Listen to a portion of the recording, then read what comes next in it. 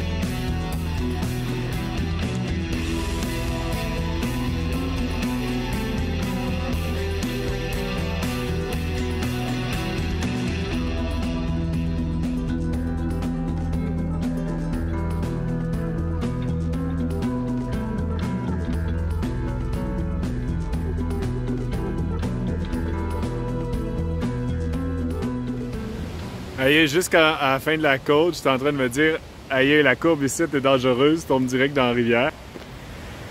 La rivière est là, je sais pas si vous l'entendez. Il y a 1 milliard de trucks qui ont viré, c'est carrément là, quasiment 180 degrés avec comme aucun avertissement là, t'sais. Moi je descendais, puis il y a un truck qui m'a fait ça, tu sais, slack. Moi j'aurais été correct là, tu sais, mais je comprends là. C'est intense.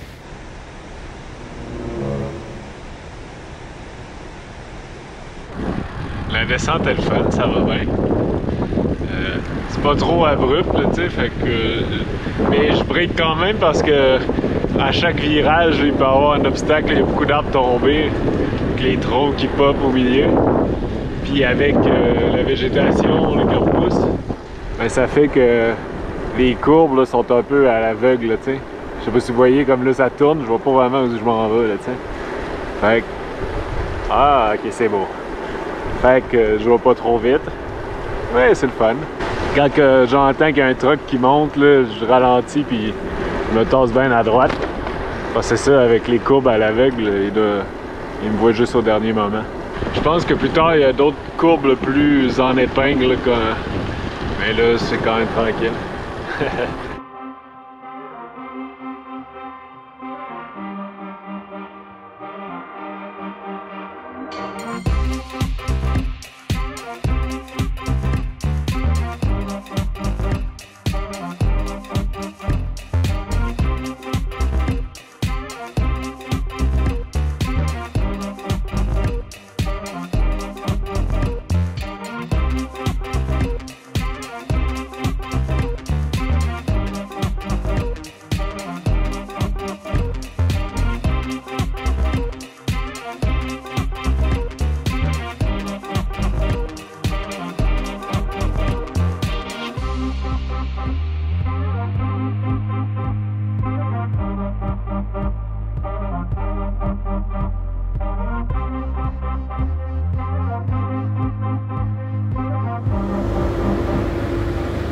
Je suis à un monument, Piedra la Virgen.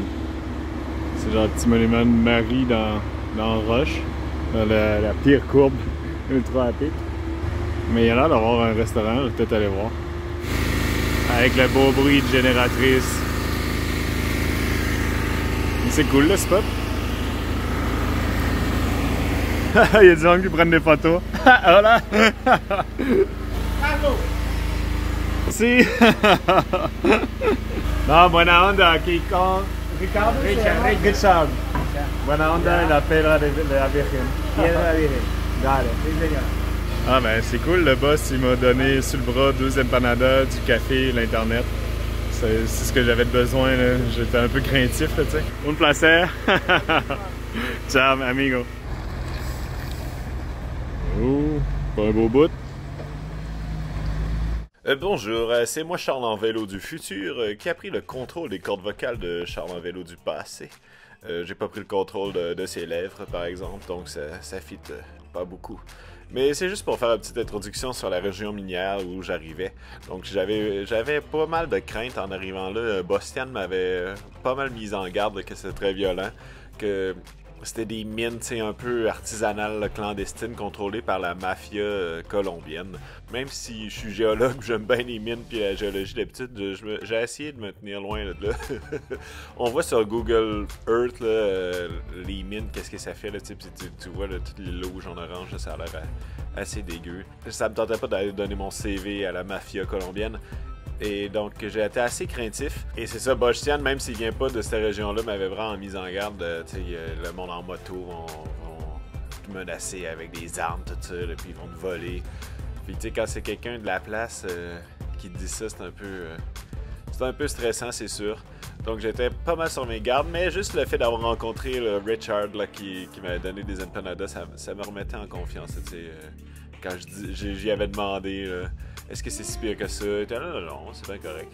C'est vrai que Bostian, il est du Venezuela, mais il vient pas de la région minière comme telle. Mais j'étais sur mes gardes. Je suis rendu kilomètre 88, l'endroit malfamé de Bostian. À date, ça a l'air tranquille. Pas l'air si pire que ça. La bonne musique en tout cas.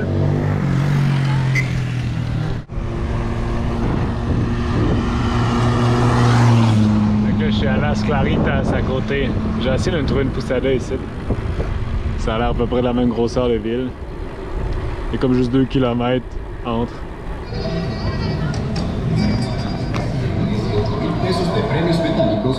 Fait quoi, je me suis trouvé un hôtel, pas pire.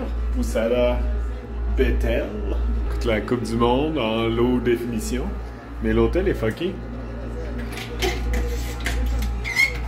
Faut que j'ouvre la porte avec la plus grosse clé du monde.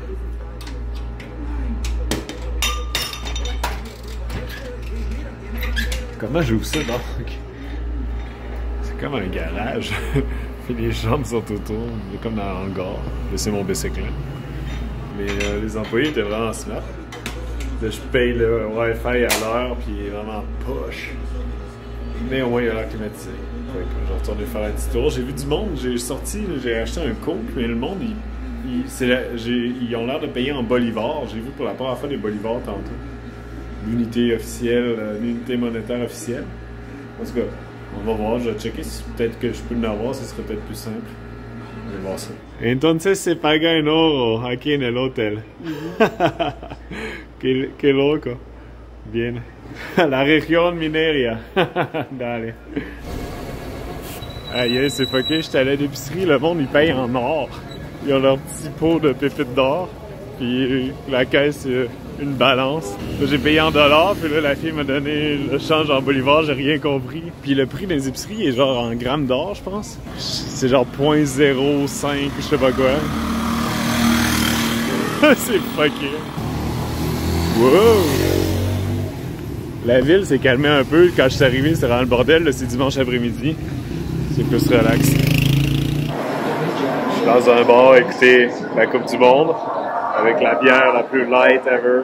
J'ai jamais vu une bière aussi claire. 3,5%. Là, j'avais des bolivars, mais là, je comprends pas. Il y a des billets d'1 million et des billets de 5. Donc là, le gars était là, non, il vient de me pogner des billets. Je sais pas s'il m'a crossé, je pense pas. C'est ça, là, c'est 1 million. Puis ça, c'est 5. J'en ai de 10. Je vais essayer de me faire expliquer un peu mieux. Donc ouais, je m'étais fait expliquer, là, en fait la monnaie, c'est que quelques mois auparavant, ils ont enlevé 6 zéros à la monnaie à cause de l'hyperinflation. Donc le billet d'1 million est devenu comme 1. Puis après ça, ils ont continué d'imprimer des 5 puis 10, puis là, ça montait, là, tu sais. Quand je suis arrivé, là, cette journée-là, à Las Claritas, c'était 11 bolivars pour $1 US. Et quand j'ai quitté le Venezuela, c'est-à-dire moins que 4 semaines après, c'était rendu 17. Donc l'hyperinflation est vraiment intense. Et juste le fait, là, dans la région minière, que le monde paye en réal, en dollars, en bolivars, Et en grammes d'or, ça fait que cette journée-là, tu sais, quand j'avais des billets de 1 million, de 5 puis 10, puis que dans l'épicerie, ça coûtait genre 0,08, je sais qu'est-ce qui se passe ici? C'est ça, le monde paye en majorité en grammes d'or, donc un paquet de spaghettis, c'était comme 0,08. Mais moi, j'ai pas eu d'or sur moi, fait que je payais avec des dollars US. Souvent, je payais avec un bill de 20, puis là, ils me donnaient le change en bolivars. Mais ça a été compliqué au début. Hey, merci beaucoup d'avoir écouté. Au prochain épisode, je continue là, dans la région minière, là, qui a encore beaucoup de surprises pour moi. Mais spoiler alert, je vais survivre. Et c'est la dernière vidéo de Charles en vélo 2023, donc je vous souhaite à tous et à toutes une bonne année. Et je vous invite à vous abonner pour pas rater les... Je vais continuer à faire des vidéos en 2024, c'est sûr. Je suis encore loin de Québec. J'ai encore du stock dans les voûtes à éditer. Donc, c'est ça. Je vous souhaite un bon temps des fêtes, puis belle année. Et je vous dis à bientôt. Au revoir. Là.